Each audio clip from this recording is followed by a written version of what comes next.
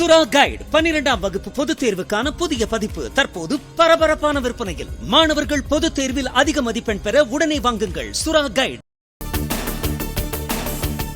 வறுமையில் வாழ்ந்த எனக்கு ஏழை மக்களின் கஷ்டங்கள் என்னவென்று உணர்ந்து கொள்ள முடியும் என பிரதமர் மோடி பேச்சு.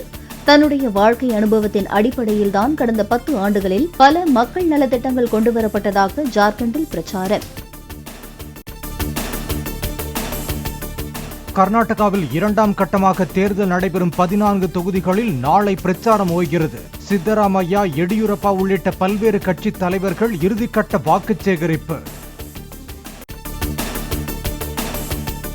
3ஆம் கட்ட வாக்குப்பதிவு நடைபெறவுள்ள 94 மக்களவைத் தொகுதிகளில் நாளை மாலையுடன் முடிவடைகிறது பிரச்சாரம்.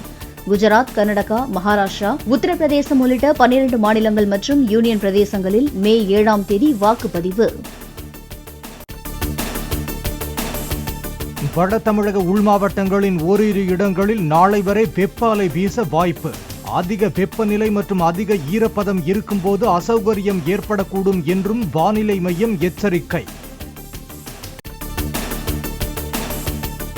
தென்னிந்திய பகுதிகளின் மேல் நிலவும் வளிமண்டல கீழடுக்கு சுழற்சியால் தமிழகத்தில் ஓரிரு இடங்களில் அடுத்த 24 மணி நேரத்திற்கு மிதமான மழைக்கு வாய்ப்பு. வரும் 7ஆம் தேதியன்று தேனி, கோவை, சேலம் உள்ளிட்ட 9 மாவட்டங்களின் ஓரிரு இடங்களில் கனமழை பெய்யக்கூடும் என்றும் வானிலை மையம் தகவல். தமிழ்நாட்டில் வெப்ப அலை வீசக்கூடும் என்ற எச்சரிக்கை தொடர்வதால் நாளை முதல் 8ஆம் தேதி வரையில் ஆரஞ்ச் அலர்ட். இந்திய வானிலை ஆய்வு மையம் எச்சரிக்கை. தமிழகத்தில் பெரும்பாலான அரசு பேருந்துகள் ஓட்டை ஒடிசலாக இருப்பதாக அதிமுக பொதுச் செயலாளர் எடப்பாடி பழனிசாமி குற்றச்சாட்டு. புதிதாக 5000 பேருந்துகள் வாங்குவதாக கூறிய திமுக அரசு கடந்த 3 ஆண்டுகளில் வெறும் 500 பேருந்துகளை மட்டுமே வாங்கியுள்ளதாகவும் பேட்டி. 2021-22 நிதிநிலை அறிக்கையில் 5000 புதிய பேருந்து வாங்கன்னு சொன்னாங்க, வாங்கல. 2022-23 அப்போ வாங்கல. 23-24 இப்போ அறிவிச்சிருக்கிறாங்க, இப்போ தான் 1000 பேருந்து வாங்குறதா சொல்கிறாங்க. ஆனால் இது வரைக்கும் ஒரு 400-500 பேருந்து வாங்கினதான் தகவல் கிடைச்சிருக்குது.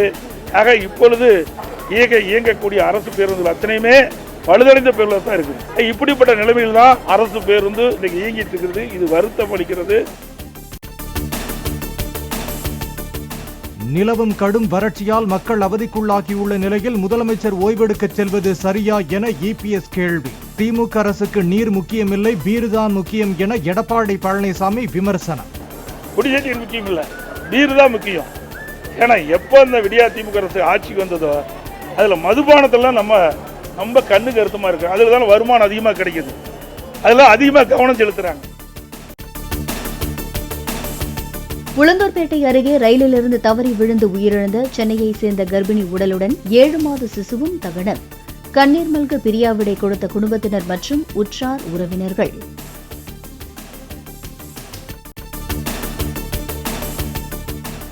திருநெல்வேலி கிழக்கு மாவட்ட காங்கிரஸ் தலைவரான KPK ஜெயக்குமார் தனசிங் 2 நாட்களாக காணவில்லை என கூறப்பட்ட நிலையில் சடலமாக மீட்பு.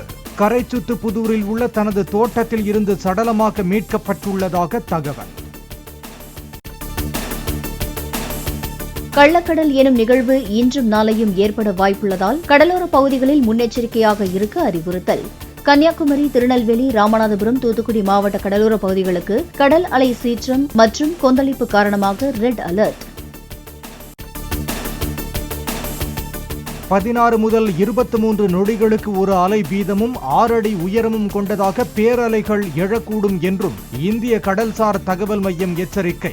சென்னை, திருவள்ளூர், செங்கல்பட்டு மாவட்டங்களில் கடலோர பகுதிகளுக்கு ஆரஞ்சு நிற எச்சரிக்கை. விழுப்புரம், கடலூர் மற்றும் நாகப்பட்டினத்திற்கு மஞ்சள் அலர்ட். தேர்தல் நடத்தை விதிமுறைகளை மீறியதாக உள்துறை அமைச்சர் அமித்ஷா மீது வழக்கு பதிவு. ஹைதராபாத் பிரச்சாரக் கூட்டத்தில் சிறுவர்களை பயன்படுத்தியதாக வேட்பாளர் மீதும் வழக்கு. உள்துறை அமைச்சர் அமித்ஷாவின் போலி வீடியோ வெளியிட்ட விவகாரத்தில் காங்கிரஸ் நிர்வாகிக்கு 3 நாள் போலீஸ் காவல். ஸ்பிரிட் ஆஃப் காங்கிரஸ் என்ற பெயரில் எக்ஸ் வலைதள கணக்கை நிர்வகித்து வந்த அருண் ரெட்டியை காவலில் எடுத்தது டெல்லி போலீஸ். ரேபரேலியில் தாக்கல் செய்த வேட்புமனுவில் தனக்கு 20 கோடி ரூபாய் சொத்து இருப்பதாக ராகுல் தகவல். எம்பிக்கான சம்பளம், ராயல்டி, பத்திரங்களின் வட்டியை தமது வருமான ஆதாரமாக அறிவிப்பு. நாடு முழுவதும் 571 நகரங்களில் நாளை நடக்கிறது இளங்கலை மருத்துவ படிப்புக்கான நீட் தேர்வு. தமிழகத்தில் இருந்து 1.5 லட்சம் மாணவ மாணவிகள் தேர்வு எழுத இருப்பதாக தகவல். கோடை விடுமுறையில் சிறப்பு வகுப்புகள் நடத்தினால் பள்ளிகள் மீது நடவடிக்கை எடுக்கப்படும் என பள்ளிக்கல்வித்துறை எச்சரிக்கை. கடுமையான வெப்ப அலை வீசுவதால் சிறப்பு வகுப்புகள் நடத்தக்கூடாது என்றும் அறிவுறுத்தல். வேட்டையன் படப்பிடிப்புக்காக மும்பை சென்றிருந்த ரஜினிகாந்த் சென்னை திரும்பினார். கூலி பட டீசர் தொடர்பாக இளையராஜா அனுப்பிய காப்பிரைட்ஸ் நோட்டீஸ் பற்றிய கேள்விக்கு அதனை இசையமைப்பாளரும் தயாரிப்பாளரும் பார்த்துக் கொள்வார்கள் என கருத்து. சார், கூலி படத்தோட வரவேற்பு டீசர் வெளியான வரவேற்பு எப்படி இருக்கு சார்? சார், அது இளையராஜா வந்து காப்பிரைட்ஸ் கொடுத்த லெட்டர் அனுப்பியிருக்காங்க. இது எப்படி பாக்குறீங்க சார்?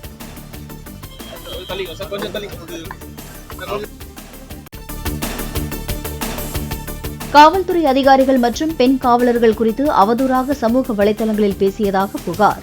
தேனியில் வைத்து யூடியூபர் சவுக்கு சங்கர் கைது. கோவை சைபர் கிரைம் போலீசார் நடவடிக்கை. மக்கள் பேச தொடங்கிவிட்டால் கவிஞன் தன் குரலை தணித்துக் கொள்ள வேண்டும் என வைரமுத்து கவிதை. கர்வம் தலைக்கேறிவிட்டது என கங்கை அமரன் விமர்சித்திருந்த நிலையில் எக்ஸ் தளத்தில் வைரமுத்து பதிவு. மறைந்த ஜெயக்குமார் தனசிங் தமது நண்பர் என்றும் தங்களுக்குள் பணம் கொடுக்கல் வாங்கல் ஏதும் இல்லை என்றும் நாங்குநேரி எம்எல்ஏ ரூபி மனோகரன் விளக்கம். பொய்யான குற்றச்சாட்டுகளை கூறி தன் மீது அபாண்டமாக பழி சுமத்தப்படுவதாகவும் பேட்டி.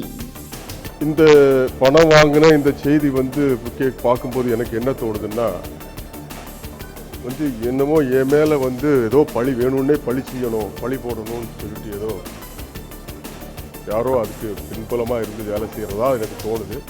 சுறா கைடு 12ஆம் வகுப்பு பொதுத் தேர்வுக்கான புதிய பதிப்பு தற்போது பரபரப்பான விற்பனையில். மாணவர்கள் பொதுத் தேர்வில் அதிக மதிப்பெண் பெற உடனே வாங்குங்கள் சுறா கைடு.